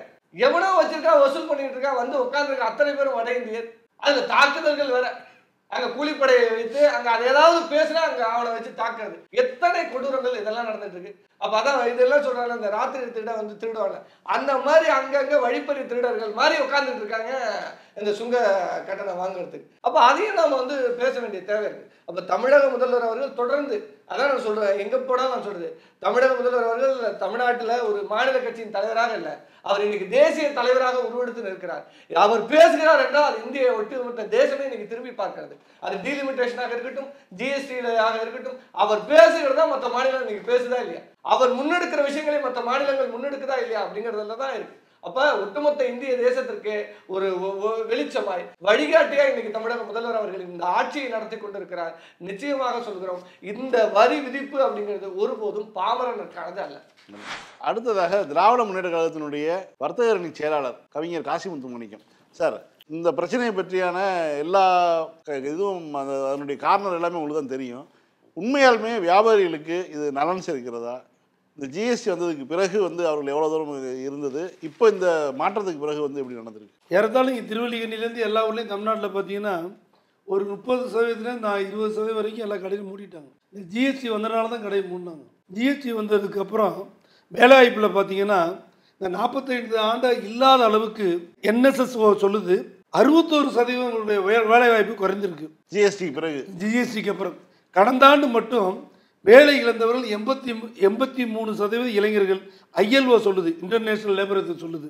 அதே மாதிரி படித்த இளைஞர்கள் 35.2% இருந்தவர்கள் இப்போது 65.7% படித்தவர்களுக்கு வேலை வாய்ப்பு குறைந்திருக்கிறது. நீங்கள் பார்த்தீங்கன்னா அவங்க பேசும்போது சொன்னாங்க, அமெரிக்காவில் ட்ரம்ப் என்ன பண்ணுறாருன்னா, அவர் நான் செஞ்சதை நீ ஏன்டா சொல்லலை, நீ ஒத்துக்கோ, நான் தான் உனக்கு பஞ்சாயத்து பண்ணேன் அப்படின்னு அவர் சொல்கிறாரு. நடந்தது நமக்கு தெரியாது. அப்படி நடந்திருந்தால் அது நம்ம இந்தியாவுக்கு கேவலம். அது மோடி அப்படி தான் பண்ணியிருக்காரு. அதை வெளியே சொன்னால் தன்னுடைய இமேஜ் குறையுமோன்னு சொல்ல மாட்டேங்கிறாரு.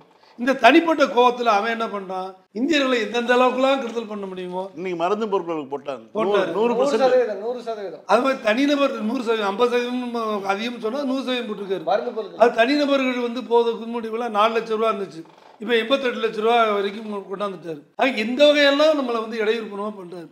ஆனால் இந்த வரி விதிப்புக்குனால திருப்பூரில் ஜவுளித்தூள் அழிஞ்சுக்கிட்டுன்னு சொன்னார்ல, அதை 8% இருந்தால் அதை 12% இப்போ ஏற்றிருக்காரு. இந்த தடவை குறைச்சிருக்காருன்னு சொல்கிறாங்கல்ல, ஜவுளிக்கு மட்டும் கூட்டியிருக்காங்க. கைத்தறிக்கு மட்டும் ஏறி இருக்கு 4%. 4% ஏற்றிருக்காங்க. அதே மாதிரி பார்த்தீங்கன்னா நீங்கள் சப்பாத்திக்கு அரிசி சொன்னீங்க, அரிசியிலே பார்த்தீங்கன்னா சின்ன ஒரு லேபர் இருக்கான் பாருங்க, தினசரி உழைக்கின்ற அந்த உழைப்பாளி, அவன் என்ன பண்ணுவான்னா வேலை முடிச்சுட்டு தினக்கூலி முடிச்சுட்டு 1 கிலோ 2 கிலோ 5 கிலோ அரிசி வாங்குவான். நீங்கள் பெரிய பணக்காரன் 25 கிலோவுக்கு மேலே வாங்குவான். 25 கிலோ மூட்டை, 50 கிலோ மூட்டை, 75 கிலோ மூட்டை வாங்குவான். நீங்கள் 50 கிலோ 25 நீங்கள் வாங்கிட்டாவே உங்களுக்கு வரி கிடையாது. ஆனால் 5 கிலோ 2 கிலோன்னு வாங்கினீங்கன்னா அவனுக்கு 5% வரி. அது இந்த நாட்டில். அங்கே சப்பாத்தி கிடையாது, ஆனால் இங்கே அரிசிக்கு உண்டு, இட்லி தோசைக்கு உண்டு. அதுலேயும் மொத்த வியாபாரி அரிசிக்கு கிடையாது, சில்லறை வியாபாரிக்கு உண்டு. சில்லறையா வாங்குறான்ல சாப்பிட்றதுக்கு, அவனுக்கு உண்டு. ஆக தென்னிந்தியா பற்றி அவங்க கவனிக்கவே கிடையாது. அவங்களுடைய நோக்கம் எல்லாம் வட இந்தியாவை மட்டுமே கணக்கில் வச்சுட்டு பண்ணிட்டு இருக்காங்க. இப்போ பார்த்தீங்கன்னா குஜராத்தில் முதலமைச்சராக இருக்கும்போது மோடி வேண்டாம்னாரு. சுரேஷ் பட்டேலுங்கிற ஒரு அமைச்சர் சொன்னார், இது மூளை உற்பத்தி பண்ணுற இடங்கிறது வேற, விற்பனை பண்ணுற இடங்கிறது வேற. இப்படி எங்கள் மூளை உற்பத்தி பண்ணுற இடத்துல போகிறனால எங்களுக்கு பாதிக்குதுன்னாரு. தமிழ்நாடு அப்படி தான் ரொம்ப பாதிக்குது, வரியினால் பாதிக்க ரொம்ப இதுதான். நீங்கள் மொத்தத்தில் ஒரு சின்ன கணக்கு சொல்லுவாங்க, ஒரு கழுதை மேலே 2 மூட்டை இருந்துச்சான். இந்த 2 மூட்டையை வச்சுக்கிட்டு நடக்க முடியாமல் சிரமப்பட்டு தான் போணுச்சான். அப்படி போன போது என்ன பண்ணான்னா, துணி விழுக்கிறவன் இந்த 2 மூட்டையை தூக்கி கழுது மேலே வச்சானா. 4 மூட்டையில் ரொம்ப தடுமாறிச்சான். அப்படியே தடுமாறி வந்துக்கிட்டு இருக்கும்போது ஒரு யோசனை ஒரு மூட்டையை மட்டும் 1 கிலோமீட்டர் போகணுன்னு எடுத்தானா. உடனே அந்த கழுத முகத்தில் ஒரு பிரகாசம் வந்துச்சான். அப்பா சும்மா குறைஞ்சிருச்சுப்பான்னு. நீ கூட்டை ஏற்றுனது நீ தான், குறைச்சி நீ தான். எம்ஜிஆர் ஏற்றினாரு, கலைஞர் குறைச்சாரு. வெள்ளக்காரன் ஏற்றினா மன்மோகன் சிங் இறக்குனாருன்னா பரவாயில்ல, நீயே ஏற்றி போட்டு நீயே இறக்குறன்னா இதை விட ஒரு கொடுமை எங்கேயாவது உண்டா? அவர் சொல்லப்போ சொன்னாங்க. ஆக தொடர்ச்சியாக ஏற்றி ஏமாற்றி கொண்டு இருக்கின்ற ஒன்றிய அரசினால் பல பக்கத்தில் நமக்கு நட்டமாகுது. நீங்கள் சொன்னீங்க தொழிலை பற்றி. 2016ஆம் ஆண்டுக்கு பிறகு 6,26,000 சிறு தொழில்கள் இன்று 3,26,000 குறைஞ்சிருக்கு. அது காரணம் இந்த ஜிஎஸ்டி தான், தொடர்ச்சியான ஜிஎஸ்டி தான் வந்துட்டு இருக்கு. எனக்கு இன்னொரு இது ஒரு நினைவுக்கு வருது. தீபாவளி நேரத்தில் குறைக்கிறேன்னு சொன்னவங்க இப்போ திடீர்னு இப்போ குறைச்சாங்கன்னா அதுக்கு காரணம் என்னன்னு கேட்டிங்கன்னா, நான் நினைக்கிறேன் அந்த பீகார் தேர்தலுக்காக இருக்கலாம். ஏன்னா மகாராஷ்டிராவில் பார்த்தீங்கன்னா தேர்தல் வர்றதுக்கு முன்னாடி அவசரமாக ஏக்நாத் சிண்டேயோட தலைமையில் என்ன பண்ணாங்கன்னா, தமிழ்நாட்டில் 1000 ரூபா கொடுக்குமே 2000 ரூபா கொடுக்குறேன் அப்படின்னு சொல்லி முன்தேதி போட்டு 4 மாதத்துக்கு சேர்த்து போட்டு கொடுத்தாரு. தேர்தல் முடிஞ்சதுக்கப்புறம் அதே காணும் இங்கே நிப்பாட்டாங்க. அதே மாதிரி ஒருவேளை நம்முடைய மகிழ்ச்சி இந்த 2 லட்சமாவது குறைச்சிருக்காருல்ல. நம்ம சொல்கிறோம் 2 லட்சம் 146 கோடி பேர் இருக்கிறாங்க. அதில் ஒரு ஆளுக்குன்னு பார்த்தீங்கன்னா 1712 ரூபா வருது. அது கரெக்ட். இந்த 2 லட்சத்துக்கு பார்த்தீங்கன்னா அதில் ஒரு மாதம் ஒன்றுக்கு 149 ரூபா, ஒரு நாள் ஒன்றுக்கு ஒரு 4,300 ரூபா. அது நம்மகிட்ட 2 இருக்குது. நம்மகிட்ட 2 ரூபா 37 பைசா இருக்குது. மாநில அரசுடைய எல்லா மாநில அரசு இருக்குது. அந்த மாதிரி வானதி அம்மா போய் கேட்குறாங்க, இப்படி நல்லா இருக்கா ஸ்வீட், அவர் கேட்ட மாதிரி ஸ்வீட் நல்லா இருக்கான்னு கேட்டாங்க. அடுத்த வரி ஒன்று சொல்லி விட்டுட்டீங்க, இது யாரால் வந்துச்சு தெரியுமா, இதுக்கு எல்லாம் யாரு காரணம், மோடிஜி தான் காரணம் அப்படி இந்த அம்மாவே சொல்லிட்டு வர்றாங்க. மோடிஜி மட்டுமா காரணம்? நீ போட்டதுனால எங்களுக்கும் பாதி இருக்குது. உங்கள் தனி படத்தை போட்டு மோடிஜி படத்தை மட்டும் போட முடியாது. மாநில அரசுடைய படத்தை நீ என்ன பண்ணியிருக்குன்னு சொன்னால் 41% இருந்துச்சு எங்களுக்கு. நீங்கள் 59 எடுத்துருந்தீங்க. அப்போ தலைவர் இன்னொரு 9% எங்களுக்கு கொடுங்க, 50 ஆக்கலாம்னு சொல்லி கேட்டார். அவங்க 41 32 தான் இருக்கிறாங்க. ஆக இந்த சதவீதத்தில் உங்களுக்கு ஒதுக்கப்பட்ட சதவீதத்தில் அந்த பணத்தை இந்த நஷ்டத்தை 48,000 கோடி நீங்கள் எடுத்துக்கிட்டு பண்ணீங்கன்னா இது மோடிக்கு மட்டும் சொந்தம்னு சொல்லலாம். ஆனால் இந்த இழப்பு மாநிலங்களுக்கு உண்டுங்கும் போது உங்கள் படத்தை மட்டும் போட்டுக்கிட்டு யாரும் காரணம் மோடி தான் காரணம் அப்படின்னு சுவிட்சால சொன்னால் சரியா போச்சா? இது எல்லாருக்கும் நட்டத்தை கொடுக்குற அவங்க பண்ணுறாங்க. இதில் ஒரு குழப்பம் இருக்குன்னு சொல்கிறாங்களே, ஏதாவது இந்த இந்த மறுசீரமைப்புமே கூட வந்து வியாபாரிகள் மத்தியில் எதுக்கெல்லாம் டேக்ஸு, இந்த லேபிளிங் பண்ணுறது இல்லை, அதில் வந்து நீங்கள் என்னை பொறுத்தவரைக்கும் கேட்டிங்கன்னா, பாத்திர கடைக்காரனை போட்டால் அந்த இதுக்குள்ளே வரியை சொல்லுவான், ஜவுளி கடைக்காரன் அவனுக்குள்ளே கொடுத்து வச்சுருவான். என்னை பொறுத்த வரைக்கும் இந்தியா சுதந்திரம் அடைந்ததுலேருந்து இன்கம் டேக்ஸுங்கிறது மத்திய அரசுக்குன்னு இருந்தது.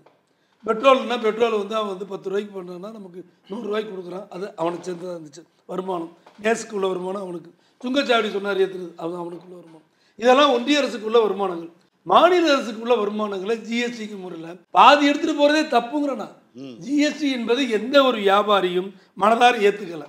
இவங்க என்ன பண்ணுறாங்கன்னு கேட்டிங்கன்னா, ஒரு இப்படியெல்லாம் ஜிஎஸ்டிலாம் பணத்தை வாங்கிட்டு போயிட்டு ஒரு வியாபாரிக்கு வந்து அதானி மாதிரி ஆளுக்கு 10,000 கோடி கொடுத்தா அவன் ஒரு 10 கோடி 100 கோடி கொடுத்துட்டான்னு வச்சுக்கோங்க, உடனே கடனை தள்ளுபடி பண்ணுறாங்க. யாருக்கு நட்டம்? நமக்கு கட்டுற வரி நட்டம் ஒன்றும் இல்லை. அதேமாதிரி இவர் சொல்கிற மாதிரி ஸ்டீல் செயல் இருக்குது, SCIL செயல் இருக்குது. அந்த ஸ்டீல் கம்பெனியில் என்ன பண்ணுறான், 400 கோடி 370 கோடின்னு கடன் வாங்குறான், தள்ளுபடி பண்ணுறான். இங்கே வந்து தனியாக வந்து 30 கோடி வந்து பாஜகவுக்கு வந்து நன்கொடை கொடுக்குறான். அப்போ எல்லாருடைய பணத்தையும் ஜிஎஸ்டி என்ற முறையில் வசூல் பண்ணி அந்த வசூல் பண்ண பணத்தை எல்லாம் அதானிக்கும் அவங்களுக்கு வேண்டியவங்களுக்கும் மட்டும் பயன்படுத்திக்கிறாங்க. அன்றைக்கே சொன்னார், குஜராத்தில் இருக்கும்போது சொன்னார், இது வேண்டவே வேண்டாம்னு சொன்னார்.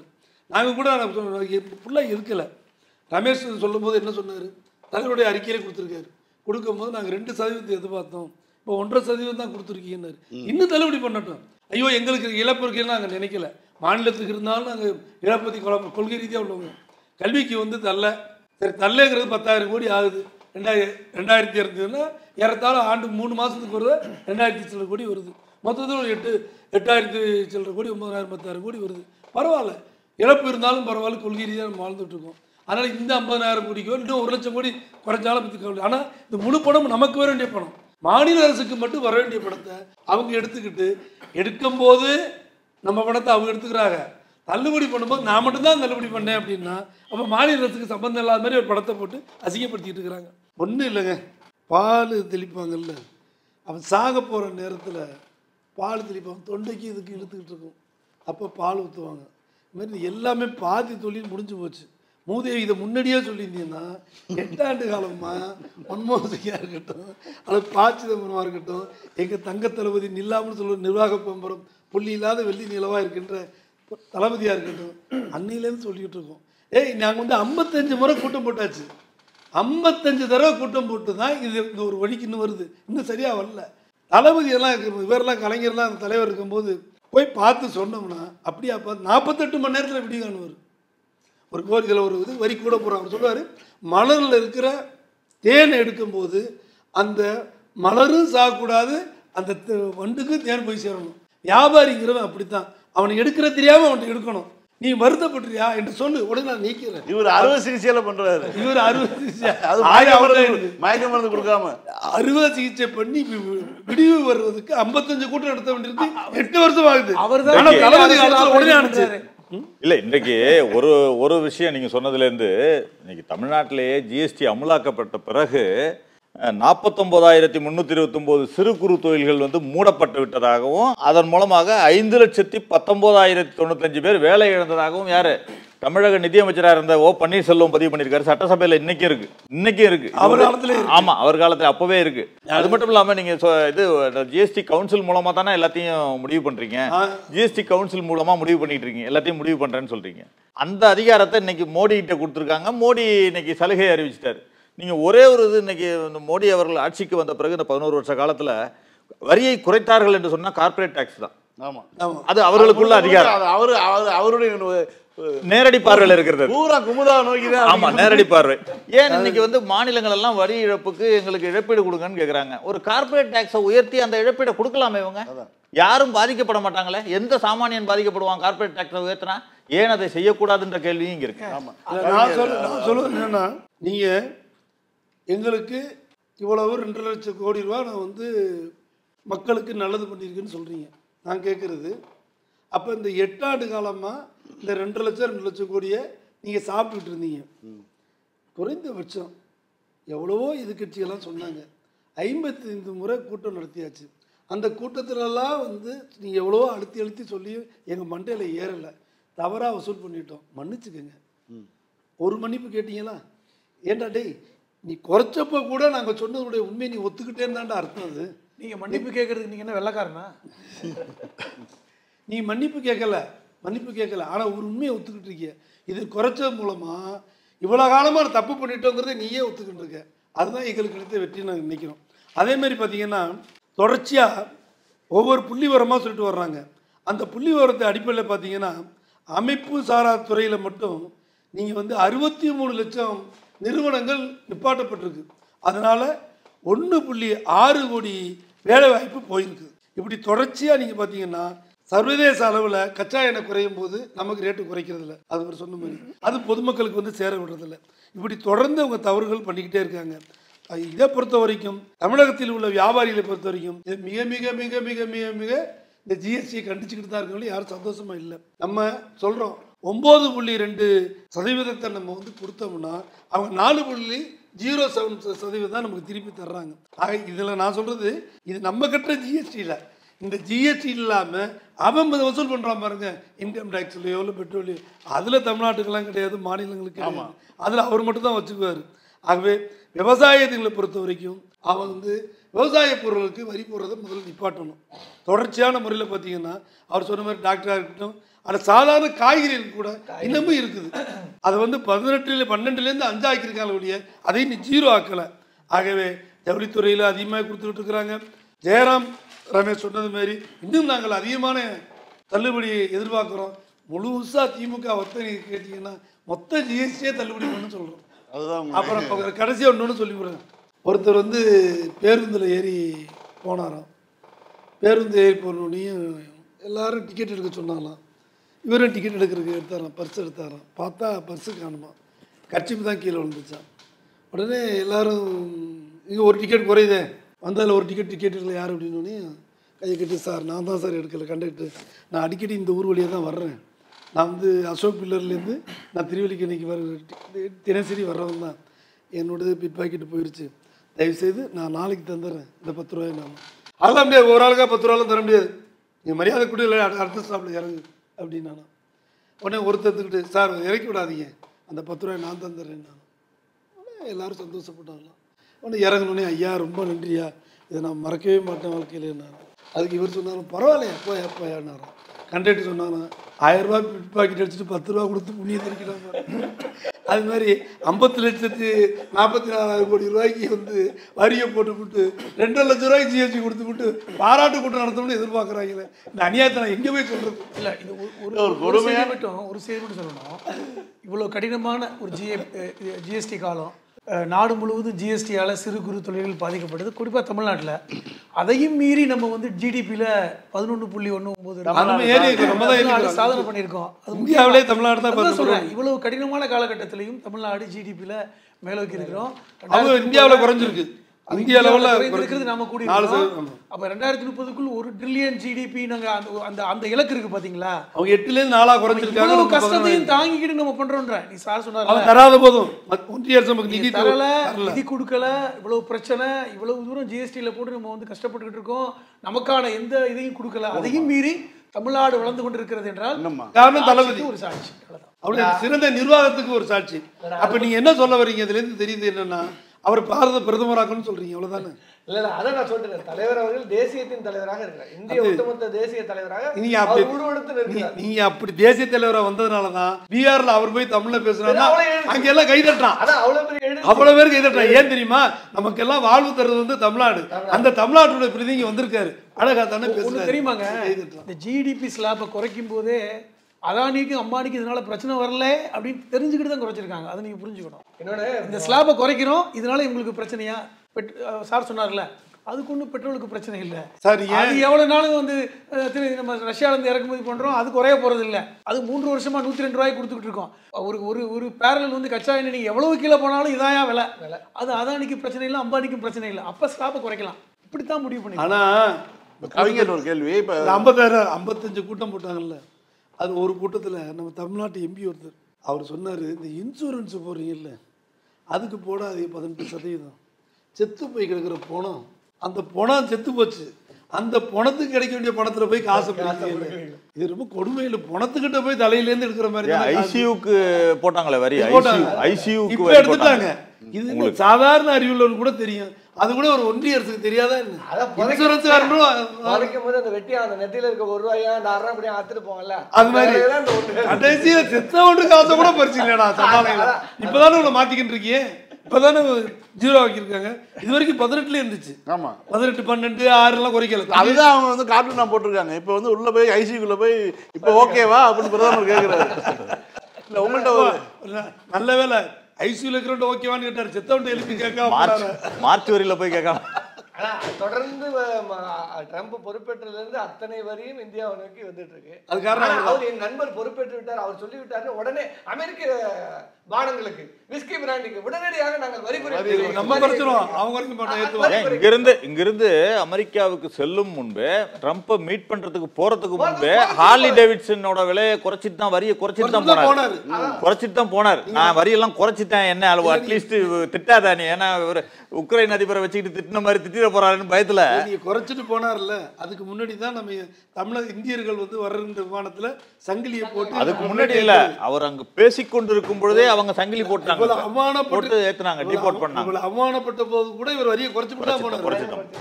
இப்போ ஒரு சந்தைக்கு ஒரு பொருள் இப்போ வந்துருச்சு, அது ஒரு விலை இப்போ போட்டு வந்துருச்சு, விற்பனைக்கு வந்துருச்சு, கடைக்கு வந்துருச்சு, சிக்கல் தான் இல்லை. அது ஒரு சிக்கலாக இப்போ சொல்றாங்க. எல்லாருமே சிக்கலை கொஞ்ச நாள் நிப்பாட்டி வச்சிருக்காங்க, குறைதான் என்னங்கிறதுக்காக. அது ஒரு சிக்கல் இருந்துகிட்டு தான் இருக்கு. இன்னும் உத்தரவு இல்லை, அதிகாரத்திலிருந்து வரல. இப்போ அது மாதிரியான கடைகளில் போய் ஏன் வந்து இந்த தனலாபம் போய் கேட்காம மறுக்கிறாங்க? வர மாட்டாங்க. அவங்க போறதெல்லாம் பாத்தீங்கன்னா இந்த ஸ்வீட் கடைக்கு தான் போறாங்களே தவிர அடையார் ஆனந்தமனுக்கு ஸ்வீட் கடையில் வந்து நீ வந்து பிரைஸ் லிஸ்ட் சீல் இருக்காது. அப்போ ஒரு 50 கிலோ அல்வா இருக்கும், அதில் 1 கிலோ போடும்போது ரேட்டை குறைச்சு போடலாம். இதெல்லாம் பிரிண்ட் போட்டு வந்துருச்சு, என்ன பண்ண போறான்னு தெரியல. இறக்குமதி நீங்க முன்னாடியே கொள்முதல் பண்ணிருக்கோம், கொள்முதல் ரேட் வேற இருக்கும், அந்த ரேட்டு வேற இன்னைக்கு வேற இல்ல. மருந்து பொருளுக்குமே சொன்னாங்க, மருந்து கடைகள்லாம் கூட, மெடிக்கல் ஷாப்ஸ் எல்லாம் கூட நிறைய பேர் என்கிட்ட கூட சொன்னாங்க. ஏன்னா மெடிக்கல் ஷாப்ஸ் எல்லாம் ஏற்கனவே அவங்க வாங்கிட்டாங்க மருந்து பொருட்களுக்கெல்லாம். ரெண்டாவது எல்லாம் கம்ப்யூட்டர்ல நிறைய பெரிய பாத்தீங்கன்னா கம்ப்யூட்டர்ல ஏத்தி இப்படி ஒரு நீங்க சொல்றீங்க பாத்தீங்கன்னா மருந்து பொருட்கள், இதே கேள்விதான் எல்லாமே தமிழ்நாடு அரசினுடைய ஆவின் பால் பொருட்கள் விலையை ஏன் குறைக்கலன்னு சொல்லி பாஜகவை சேர்ந்தவர்கள் பேசிட்டு இருந்தாங்க. ஆனால் ஆவின் பால் பொருட்கள் வந்து விற்பனைக்கு வந்து விட்டது. அது வந்து எல்லாமே ஆவின் நேரடி விற்பனை நிலையம் கிடையாது, ஒப்பந்த நிறுவனங்கள்ல தான் எடுத்து வச்சிருக்க நடத்துறாங்க. அப்படி இருக்கும்போது அது ஏன் குறைக்கலைங்கிற ஒரு கேள்வி கேட்டாங்களே, அதற்கான விடை தான் அவர்கிட்ட கேட்டால் நீங்க சரியா சொல்லிட்டீங்க. அதனாலதான் அந்த மதிப்பு கூட்டு இதெல்லாம் குறைச்சிருக்காங்க. ஆவின்ல கூட பாத்தீங்கன்னா ஆவின் பன்னீர் எல்லாத்தையுமே கிடையாது, பேக்கேஜ்ல உள்ள எதுவுமே குறைக்கல. அதுக்கு நாங்க இந்த நஷ்டத்தை நாங்க தரோம்னு இன்னும் அரசு அறிவிக்கல. ஆனா டூத் பிரஷ்க்கு குறைச்சிருக்கான், அந்த டூத் பிரஷோட பேக்கிங் இருக்குல்ல அதுதான் குறைக்கல, அதுக்கு குறையாது. அது பேக்கிங் உள்ள ஐட்டத்தை எல்லாம் குறைக்கும் நீங்க. அப்ப அவன் பேக்கிங் வருது, அதுக்கான வரியை நீ சேர்த்துல குறைச்சிருக்கணும். நாங்க பிரஷ்க்கு குறைச்சிட்டோம் அப்படின்னா அதை பேக் பண்ணி வரக்கூடிய அந்த காகித அட்டைக்கான வரி குறைப்புங்கிறது இல்லை. அப்ப எவ்வளவு ஒரு முட்டாள்னு நீ நினைச்சுக்கிட்டு இதெல்லாம் பண்ற. இல்ல நீங்க உண்மையில நீங்க முட்டாள்ங்கிறது எங்களுக்கு தெரியுது, பாக்குற எங்களையும் முட்டாளாக்கணும்னு நினைக்கிறத ஏற்றுக்கொள்ள முடியாதுங்கிற இந்த வரி குறைப்புங்கிற பேர்ல எங்களை ஏமாத்துறத நாங்க அனுமதிக்க முடியாது. இந்த அரசியல் ஆபரேஷன் நிகழ்ச்சியினுடைய இந்த செக்மெண்ட்டை பொறுத்த வரைக்கும் நம்ம தெரிஞ்சுக்கிட்டது என்னன்னா, ஜிஎஸ்டி அப்படிங்கிற பேர்ல வந்து மயக்க மருந்து கொடுக்காமல் ஒரு ஆப்ரேஷனை வந்து இந்திய மக்களுக்கு மோடி பண்ணியிருக்காங்கன்னு தான் அந்த முடிவுக்கு வர முடியுது. வந்திருக்கக்கூடிய அனைத்து விருந்தினர்களுக்கும் நன்றி.